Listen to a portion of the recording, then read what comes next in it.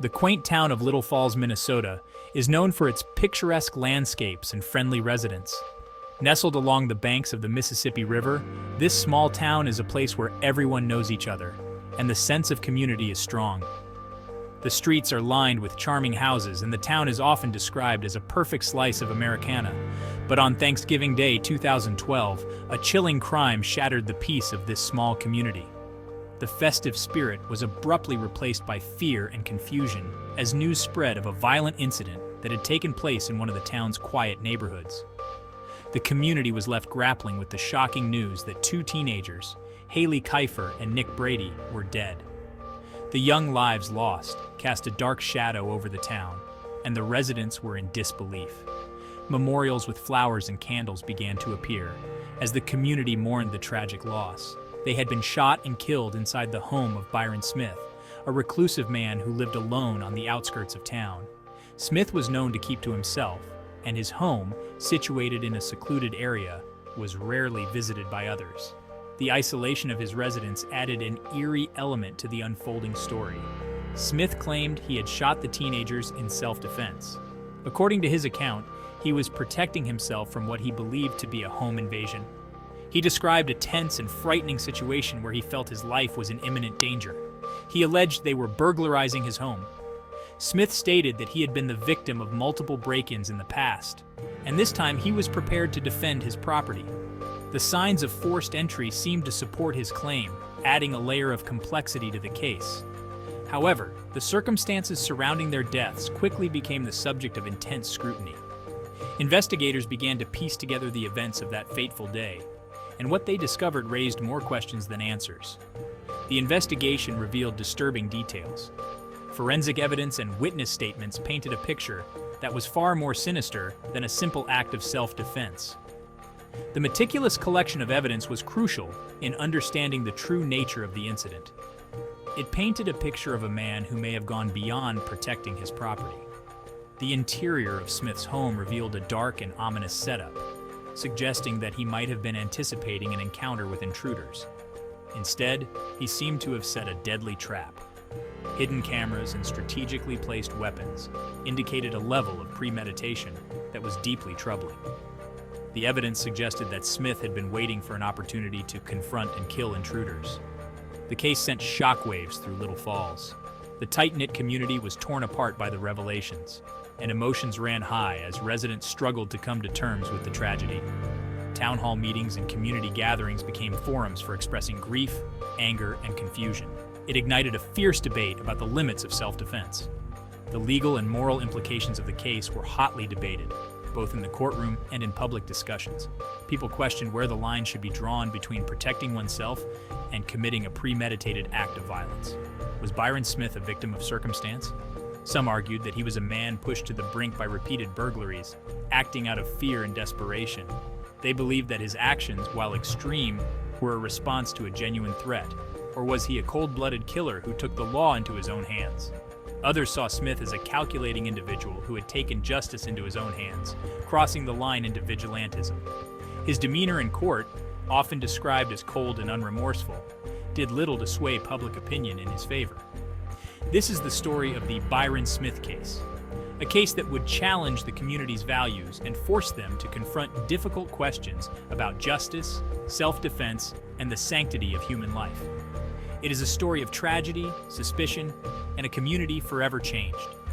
The events of that Thanksgiving Day left an indelible mark on Little Falls, a reminder of how quickly peace can be shattered, and how deeply a community can be affected by violence. The legacy of the Byron Smith case continues to resonate, serving as a cautionary tale about the complexities of self-defense and the consequences of taking the law into one's own hands. Haile Kifer, 18, and Nick Brady, 17, were no strangers to the law. Their faces were familiar to local law enforcement, and their names often appeared in police reports. They had a history of minor offenses, ranging from shoplifting to vandalism. Petty thefts that plagued many small towns, creating a sense of unease among the residents. The teenagers came from troubled backgrounds, often finding themselves in and out of counseling sessions. Their lives were marked by instability and poor choices, a cycle that seemed difficult to break. On that fateful Thanksgiving Day, they set their sights on Byron Smith's home, a decision that would have dire consequences. They believed it to be an easy target, unaware of the preparations Smith had made to protect his property. Smith, a retired security engineer for the U.S. Department of State, had reported several burglaries at his home in the months leading up to the shooting. Each incident left him feeling more vulnerable. He felt increasingly vulnerable and frustrated by the repeated intrusions. He installed security cameras, hoping to catch the culprits in the act. He reinforced his doors, determined to make his home a fortress. He even started keeping a loaded gun within arm's reach, a last line of defense against any intruders. He was determined to protect himself and his property, no matter the cost. What transpired inside Smith's home that day remains a matter of much debate. The events that unfolded were both tragic and controversial. The only witness accounts come from Smith himself and from the chilling audio recording he secretly made of the incident. This recording captured every moment, every sound, and every word spoken during the break-in. This recording would become a central piece of evidence in the case, providing a detailed account of the events from Smith's perspective. It would also become the focal point of a national debate on the limits of self-defense. The case sparked discussions on whether Smith's actions were justified or if he had gone too far in protecting his home. The community was divided, with some viewing Smith as a hero who stood up to crime, while others saw him as a vigilante who took the law into his own hands. Legal experts weighed in, dissecting the nuances of self-defense laws and the implications of Smith's actions. The trial was closely followed, with every detail scrutinized by the public and the media. The families of Haile, Kifer, and Nick Brady mourned their loss, grappling with the complex emotions of grief and anger. They sought justice for their children, believing that Smith had acted with excessive force.